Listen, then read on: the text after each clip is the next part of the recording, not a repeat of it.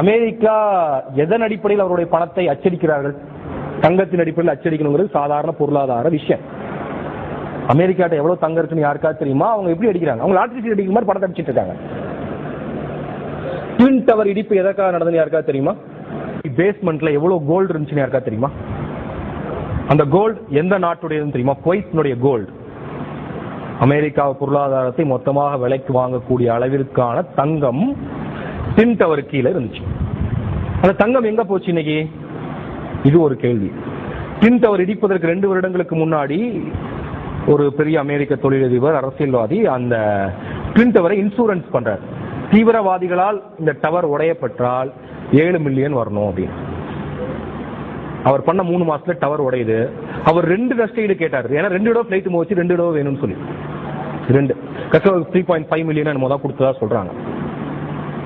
பின் லேடனுக்கும் அதுக்கும் சம்பந்தம் சொன்னது யாரு? America, Bush. அவங்க கொடுத்த எவிடன்ஸ் என்ன?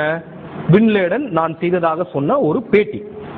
அந்த பேட்டி பொய்ங்கிறது ஒரு சாதாரண மாஸ் கம்யூனிகேஷன் படிக்கக்கூடிய யாரும் அந்த பேட்டியை எடுத்து போட்டு பின் லேடனுடைய போட்டோ எடுத்து வச்சு பாத்தீங்கன்னா தெரியும். இதை விட முக்கியமான விஷயம், பின் லேடன் எந்த கை பழக்கம் உள்ளவர்? பின் லேடன் இடது கை பழக்கம் உள்ளவர். அந்த விஷுவல் படத்தை பாருங்க. பின் லேடன் ரைட் கை யூஸ் பண்ணுவார். அது பின் லேடனே இல்ல.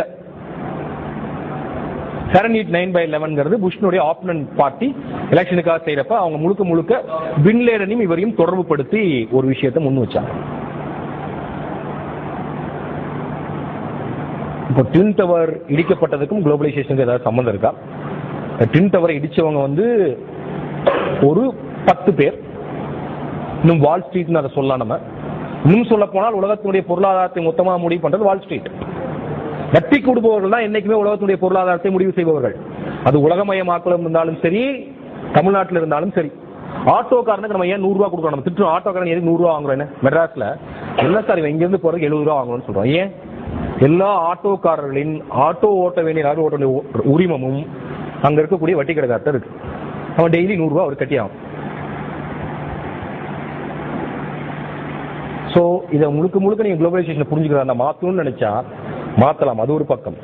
குளோபலைசேஷனை மாற்ற முடியாத அளவுக்கு உலக அரசியல் விரிஞ்சிட்டு போயிட்டு இருக்கிறது இன்னும் முழுக்க புரிஞ்சுக்கிறதுக்கு முக்கியமா நீங்க ஒரு புத்தகம் படிக்கணும். ஒரு பொருளாதார அடியாளின் ஒப்புதல் வாக்குமூலம். அவசியமா நீங்க எல்லாரும் ஒரு மாஸ் கம்யூனிகேஷன் படிக்கக்கூடிய ஆட்கள் ஒரு பொருளாதார அடியாளின் ஒப்புதல் வாக்குமூலம்ங்கிற புத்தகத்தை படிக்கணும். அதே மாதிரி இந்த மாஸ் கம்யூனிகேஷன் டிபார்ட்மெண்ட் எப்போ எதற்காக தொடங்கப்பட்டதுங்கிற வரலாறு தெரிஞ்சுக்கிறது 2 டாக்குமெண்ட்ரி நீங்க கண்டிப்பா பார்க்கணும். Why We Fight அப்படின்னு அமெரிக்கன் டாக்குமெண்ட்ரி ஒன்றும், லூசிங் அகைன்